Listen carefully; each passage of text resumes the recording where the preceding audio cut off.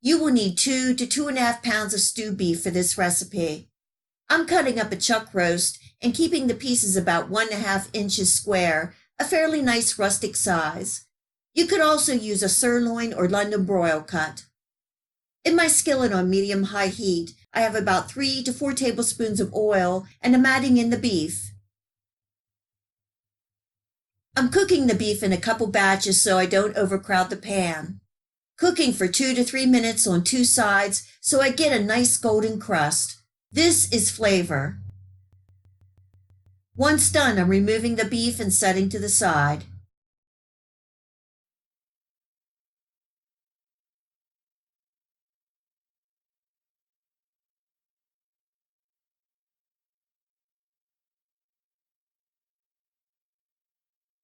In the same pan on medium heat, I'm adding in a couple tablespoons of butter along with the leftover oil, 3 cloves of minced garlic, 1 large diced onion, a little salt, and black pepper. Cooking and stirring for about 5 minutes, and as the onions cook down and release their moisture, they will help deglaze the pan and pick up that flavor.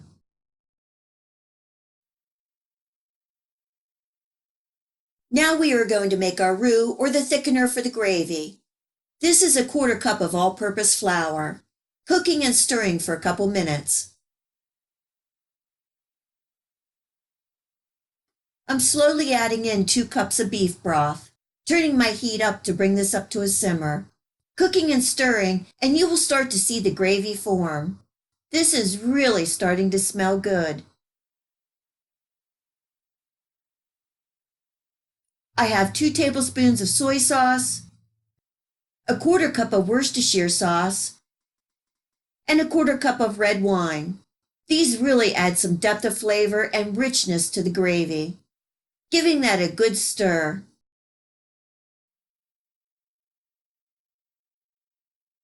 I have a sprig of fresh rosemary and some thyme, and I'm adding the beef and the juices back into the pan, bringing this up to a low simmer, covering and cooking for an hour, occasionally stirring.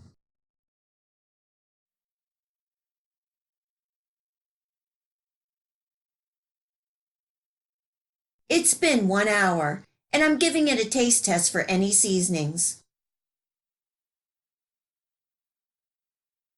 Now I'm adding in my mushrooms and giving it a stir, bringing back up to a simmer, covering and cooking for another 30 minutes to 1 hour or until the beef is fall apart tender. The beef tips are done, and I'm adding in a slurry of 1 tablespoon of cornstarch and 2 tablespoons of water to help thicken the gravy. Cooking and stirring until the gravy thickens. This looks good to me, but you can make it as thick or as thin as you like. You could also remove the lid on the pan for the last half hour, and this will help reduce the liquid and thicken the gravy. Serving tonight over butter parsley noodles.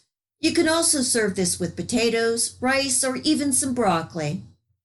The beef is so tender, and the gravy is rich in flavor. A definite comfort meal. I hope you give this beef tips and gravy recipe a try, and enjoy.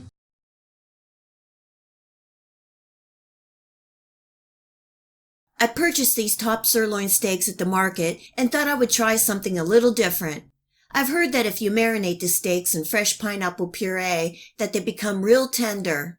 So let's give that a try. I have my fresh pineapple that I'm dicing into cubes and then processing in my food processor to puree. I need about 1 to 2 cups or enough to submerge and marinate the steaks. You have to use fresh pineapple or canned or bottled pineapple juice. There's an enzyme in fresh pineapple that is a natural meat tenderizer. The canning process used in canning pineapple destroys this enzyme. To flavor the marinade, I'm adding in 3/4 of a cup of Worcestershire sauce, 2 tablespoons of brown sugar, 1/3 of a cup of oil, a 1/4 cup of soy sauce, and a teaspoon of garlic powder, giving that a good mix. You can use a plastic bag to do the mixing and marinating to make this step easier. In goes the steak and making sure it is all covered and submerged. I'm covering and refrigerating for 1 hour, no less and no more. I'm setting my timer as a reminder. The reviews that I have seen state if you marinate less than 1 hour, that the steak will not be tender, and if you marinate more than 1 hour, the texture of the steak will be mushy and it will affect the taste of the steak. It's been exactly 1 hour. I'm removing the steak from the marinade and wiping off any excess pineapple. I'm seasoning each side with a little salt and black pepper. I have my grill pan piping hot and oiled. In goes my steak, cooking for about 3 minutes on each side. We like our steak a medium rare to medium. After the steak is done, I'm removing and letting it rest for 5 to 10 minutes.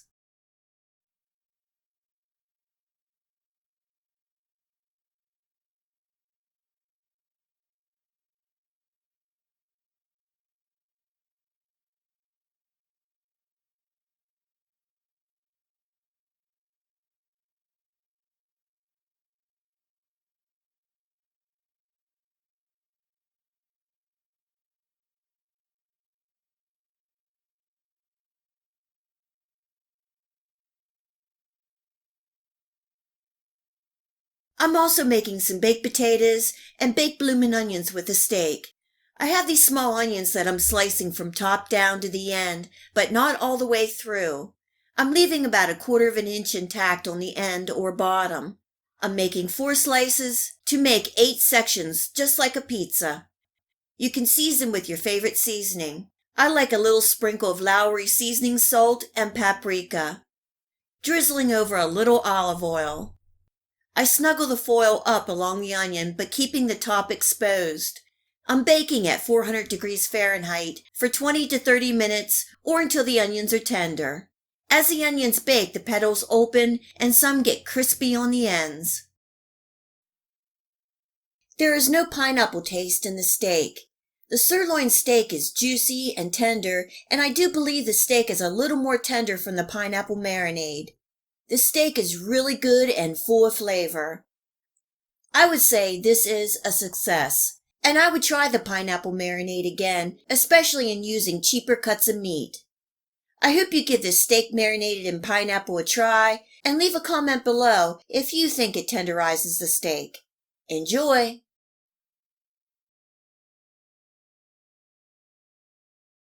Tonight I'm making a delicious classic comfort food dinner. I'm making Salisbury steaks with a fabulous rich mushroom gravy and a side of mashed potatoes and peas. I have about 1.5 pounds of ground chuck. I'm adding in 1 egg, half a cup of plain breadcrumbs, 1 tablespoon of Worcestershire sauce, 3 tablespoons of ketchup, salt to your taste, 1/8 teaspoon of black pepper, half a teaspoon each of garlic and onion powder, and 1 teaspoon of dried parsley, giving everything a good thorough mix. As you can see, this is just like making meatloaf or meatballs. This recipe makes 4 nice-sized patties, and you can shape them any way you like. I like to make them fairly thick. In my skillet on medium-high heat, I'm browning off the patties, and this will take about 2 to 3 minutes on each side. I want the patties to form a nice crust and leave some flavor on the bottom of the pan. Once this is done, I'm removing the patties from the pan and turning my heat down to a medium.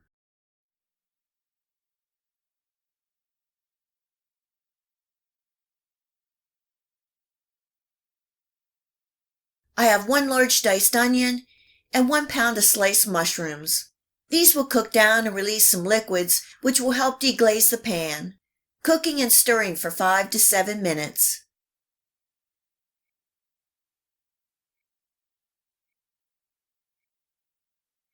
Here I'm adding 1 teaspoon of minced garlic, cooking and stirring for another minute. This is 3 tablespoons of butter, and I'm letting that melt, and then I'm adding in 4 tablespoons of all-purpose flour. We are making a roux to help thicken the gravy. Cooking and stirring for about a minute or two, or until all the flour is absorbed.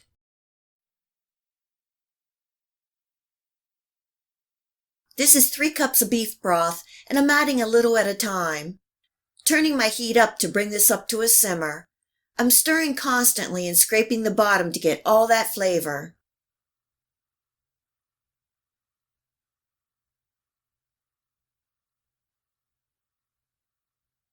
Give it a taste for any additional salt. I'm adding in 1 tablespoon of Worcestershire sauce and a sprinkle more of black pepper.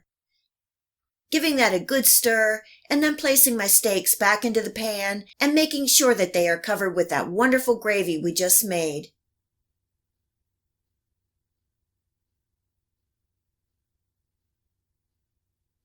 Bringing this up to a low simmer, partially covering, and cooking for 45 minutes.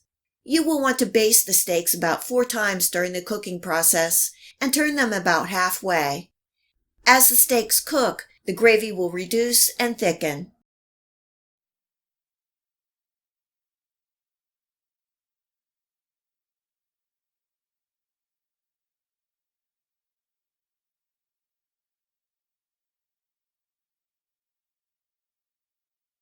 I don't have to tell you how good this smells and tastes. If you're looking for a true classic comfort food, look no further. These Salisbury steaks are packed with flavor and melt in your mouth tender.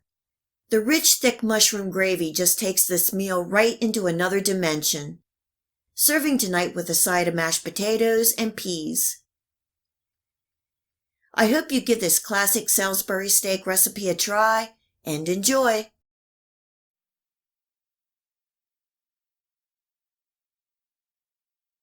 If you like this video recipe, please hit the like and subscribe button. Remember to hit the bell next to the subscribe to make sure that you get my future video recipes. You can also find me on Facebook and at my website.